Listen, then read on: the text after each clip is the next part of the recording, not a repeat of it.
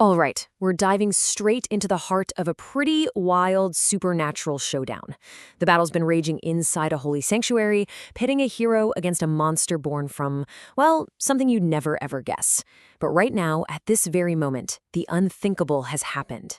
So picture this. Lord Blue, our protector. He's down. He's been slammed to the ground by this massive creature. The chanting in the room just stops. Everything goes quiet. And for one horrible second, nobody even moves.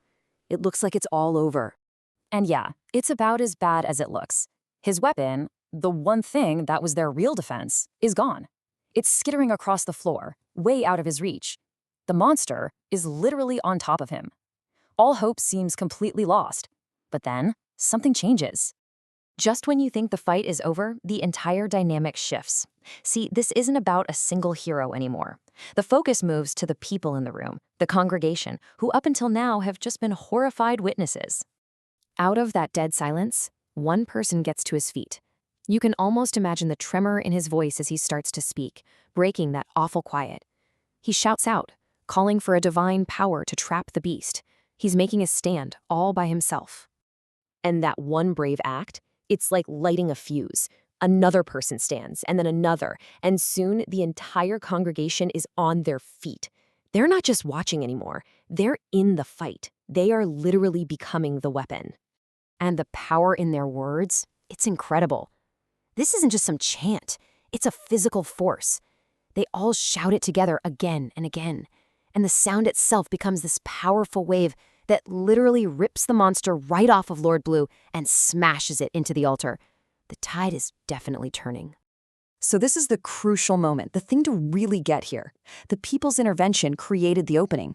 It wasn't just the hero's power. It was their collective will that turned this whole thing around.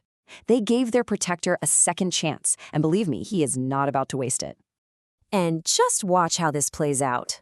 The monster turns. It shoots fire from its eyes, but Lord Blue doesn't even flinch. He just gracefully sidesteps the flames, dives for a sword, and while the beast is still stunned from the chant, he charges.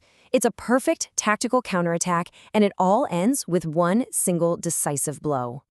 That's the command he roars as he drives the sword straight into the monster's huge burning eye. It's a cry for total annihilation, the climax of his attack. But what happens next? Well, it's not what anyone expected. The creature doesn't just die, it explodes. It shatters into pieces, reverting back to what it was before, a huge, seething swarm of thousands of smaller, red-eyed creatures. And now, they're angrier than ever. So they just traded one big problem for thousands of smaller ones. So this fight is far from over. In fact, it's just entered its final and most intense phase. You can't fight a swarm like this with just a sword. They need something bigger, something elemental.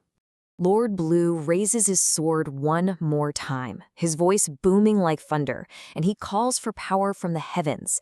But this time, the congregation is right there with him. They echo his command, fueling this final assault with their unified belief. And with that one unified shout, they unleash the storm. This isn't a prayer, it's a command. The entire sanctuary becomes a conduit for the incredible power they've summoned together. And the effect is instant. It's just cataclysmic. Blinding flashes of blue lightning just tear down from the ceiling, slamming into the swarm over and over. The whole building shakes, the windows rattle. It is pure elemental chaos. You see the lightning forcing the thousands of creatures together, fragmenting them, then crushing them into this spinning vortex of sparks. The whole mass just folds in on itself, forming one single brilliant ball of light that hangs there in the air for a split second before it detonates in one final thunderous flash. And then, just like that, silence. Absolute, total silence. The chaos is over, the battle has been won. But what's left behind is almost as shocking as the fight itself. I mean, the transformation is just stunning. A few moments ago, this room was filled with screeching monsters and choking smoke. Now, the air is totally calm, and everything, the pews, the altar, the people, is covered in these tiny, glittering, diamond-like crystals. The desecration has been replaced by something beautiful. And right in the middle of this sparkling, scorched sanctuary, Lord Blue stands up. He calmly walks to the podium, his clothes a little singed, And with just the most incredible composure, he says this, as if a full-scale battle with a legion of demons was just a minor interruption. The threat is gone, but the source material leaves us with this final, lingering question. Because it turns out these creatures, these foggers, were drawn out by a simple bowl of ice cream. It's this powerful reminder that the most ordinary things can hide extraordinary secrets.